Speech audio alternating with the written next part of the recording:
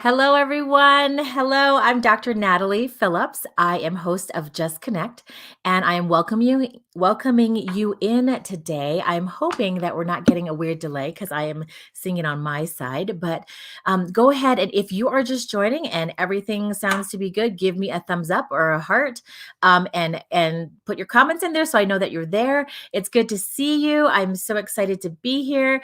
I have a great show that I have planned and some really good information that I wanted to research on connection. And I wanted to share that with you, but I will do that right after this. I'm Dr. Natalie Phillips, host of Just Connect. I am an audiologist, a business owner, an entrepreneur, and a connector. This life is about connecting for the right reasons and to the right people. I believe making authentic and true connections lead to growth, change, and impacting the world. All right. All right. So I am going to explain my backdrop here. I was super excited because if you notice, this is one of my favorite pictures, and it is a picture that was from a mission trip that I did in Peru. And I had a lot of fun. And every time we got involved in or started the new day off, we would get together in a group and we would put our hands together, talk about things, and then give a big cheer, just like on a sports team. And it was super exciting because it was one of those things that it just kind of got us all connected to be together. And so I thought that putting that up would be really fun. So that way, having a really different background, but also reminding people about just reaching out and touching people and making that connection. That's something that's really important to me today. And I am hoping that, that we are able to talk about this. All right. So I am going to make sure that we are connected here.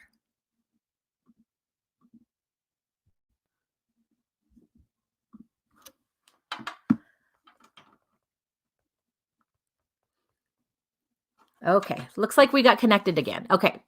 All right. So, again, I am Dr. Natalie Phillips. I am host of Just Connect, and I am excited to talk to you guys today. I wanted to explain my background for those of you who have missed it and you're just joining on.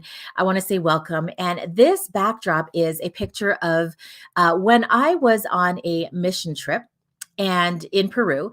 And before we started the day, we would get together, put our hands together, do a really quick talk, and then we would give a big cheer. And we would cheer for a lot of different things. But what I wanted to remind people about is the actual connection of being able to be together and how it means something different to us. So I had a recent conversation with a friend of mine, and we had talked about it, and I said, oh my gosh, I said, I feel like people crave connection, or they need this connection. And then I kind of backed up and I thought, well, maybe it's just me because I'm kind of an extrovert, but I wonder if introverts are the same way. So if you're an introvert and you're watching this, let me know in the comments. Are you the same way, where you're kind of missing out on connection? Are you doing some different things to get connections? Or do you crave it for a little bit, but then you need that time by yourself again to actually have that connection? So I'm really curious to know, because I'm the extrovert person, but if you're an introvert, do you crave it just as much as other people? And I'm not really too sure. I've been trying to watch and I've been trying to observe some of the different things that we are doing through the social distancing and through stay-at-home orders. And I have some facts here that I wanted to put up and share with you. And fact number one, basically,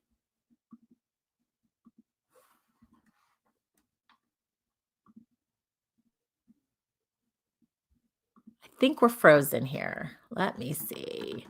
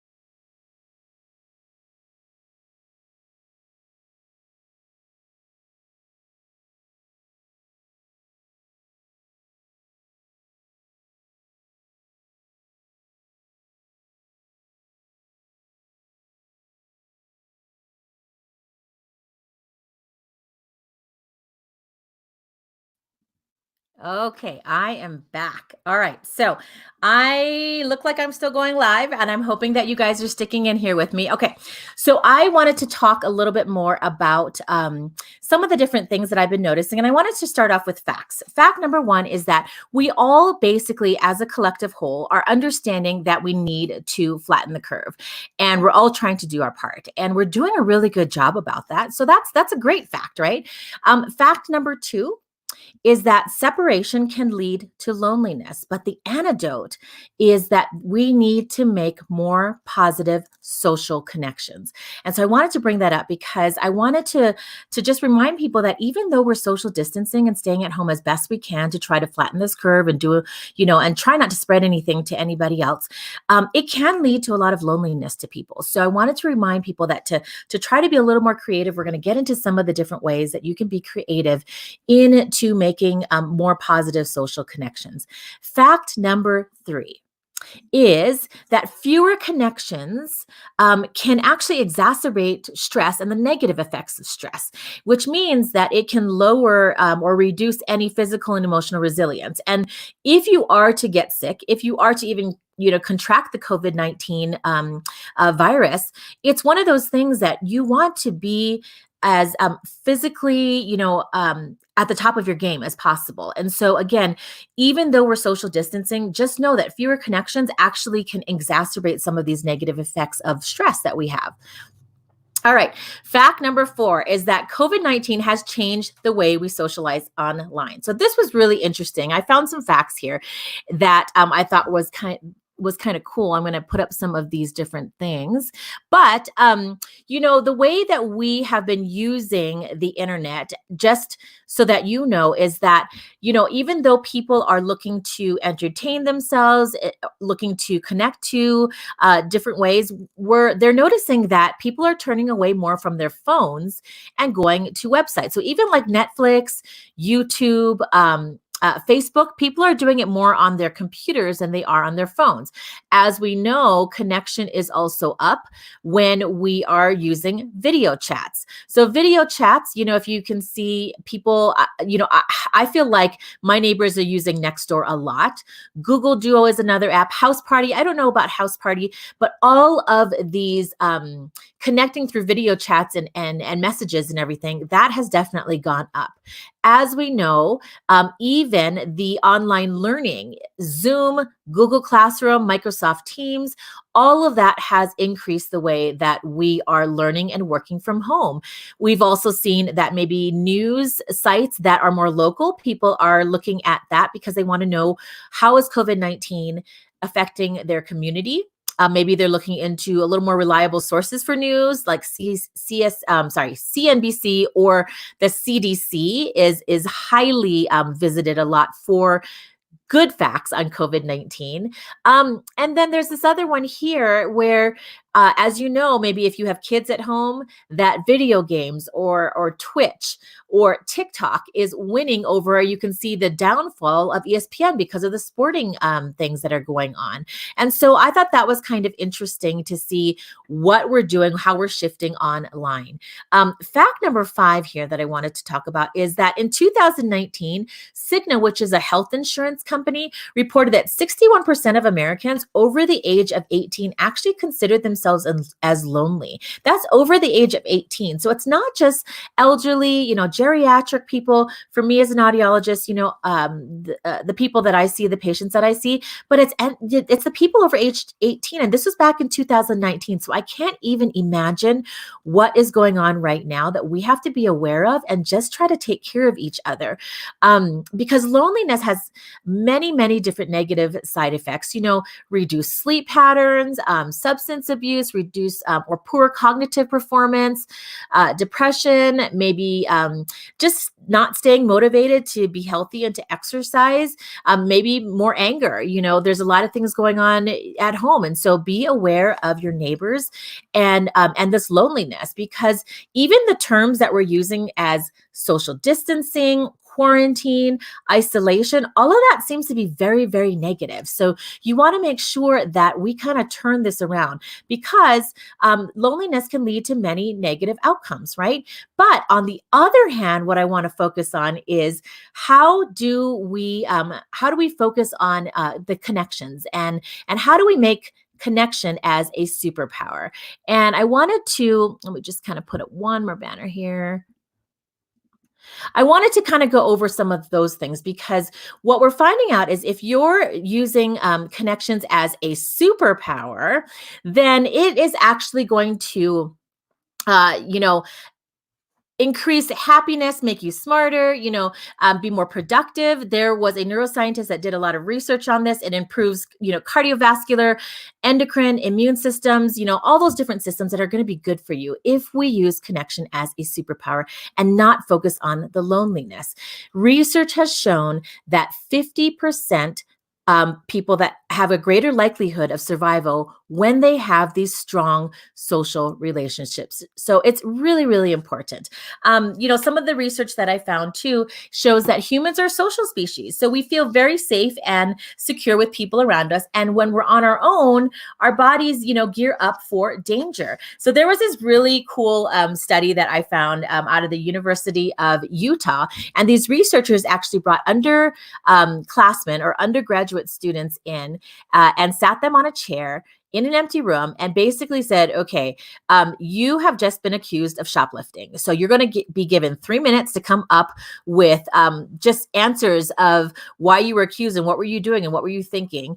And then we're going to come back and ask you. So then they would leave. Now, on the times that the actual experimenter said instead upon leaving the room, hey, I'm really glad that you guys are part of this study and, ask me any questions. If you have any questions, I'm here for you. I want you to really think this through. But if you have any questions and if you need my help, please reach out. So just having that supportive type of attitude before they left really did not increase the stress hormones or the blood pressure that was spiked initially or the hearts racing. That was all initially when they left and didn't say anything to these people. But when they actually said, hey, I'm here to support you and to help you, please ask me questions, all of that stuff did not occur as much in these students. So I thought that was really kind of cool because we automatically, if we feel that we're alone, we start gearing up for protection versus when we are around people that we feel secure about,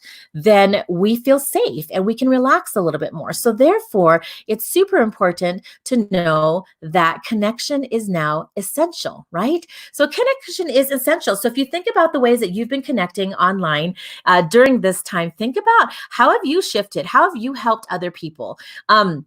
And I want to talk about actions of how we're going to do this. So the first thing is, number one, keep the art of connection or just the thought of connection just kind of in the forefront or the foreground of your mind, which means talk about it. Talk about it openly. Come on this show. Put in the comments, yes, I am not feeling connected, or yes, I am really connected, or how can I help people? Put it out there, talk about it, post about it, be involved. So keep connection in the forefront of your mind, talk about it with people. How are you doing? And it's not just how are you doing and then you don't listen, but how are you doing? And is there anything that I can do to help you out during this time? That would be something that you can do, right?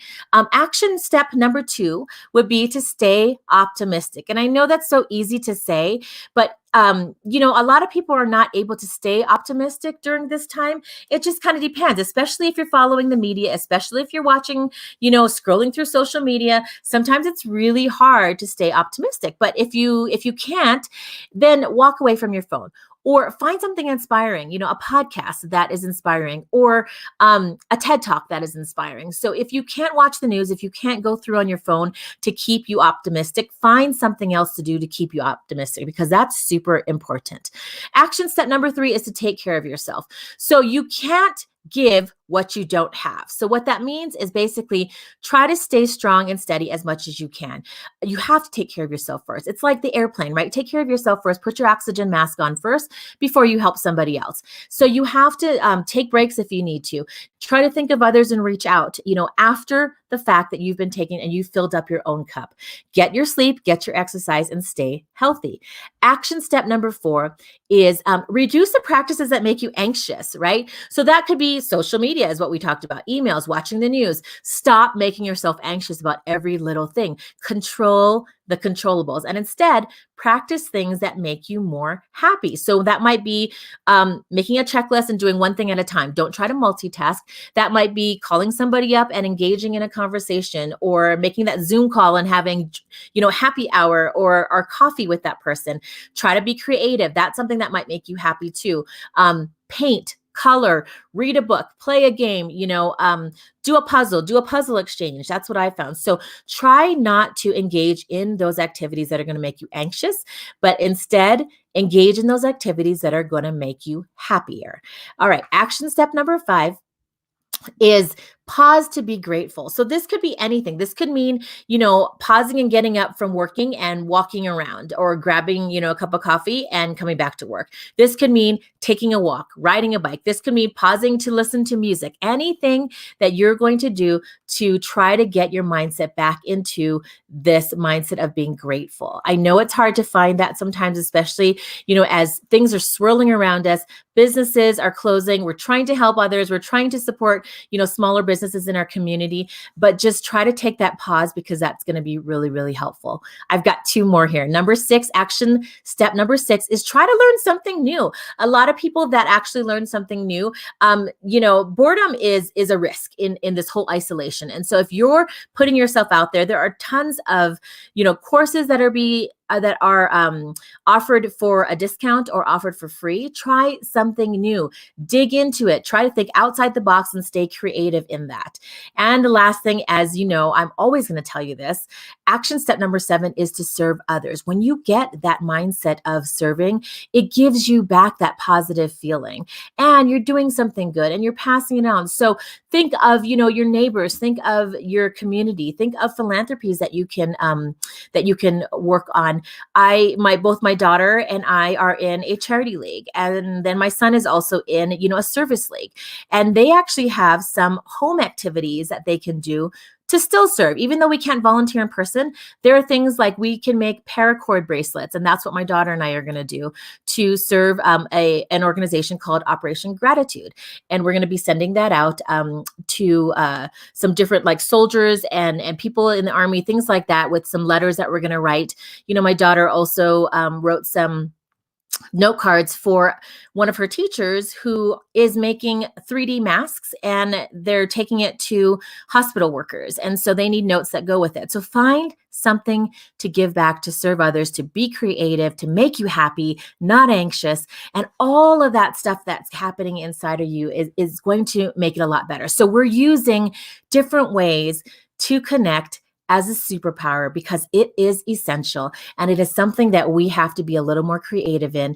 And so I'm hoping some of the different things that I had listed help you and get you more involved. And so with that, I am going to say goodbye. I know my connection wasn't the best tonight. I apologize, but I hope that you can watch this on the replay and it'll be fine. And maybe you'll have some great ideas. If you do have ideas that you are doing at home right now, share it in the comments for people that are coming back to watch this, because we are all better when we work together. All right. I will see you guys next week, Monday, 5:00 p.m. Mountain Standard Time on Just Connect. And everyone have a good evening. All right. Bye-bye.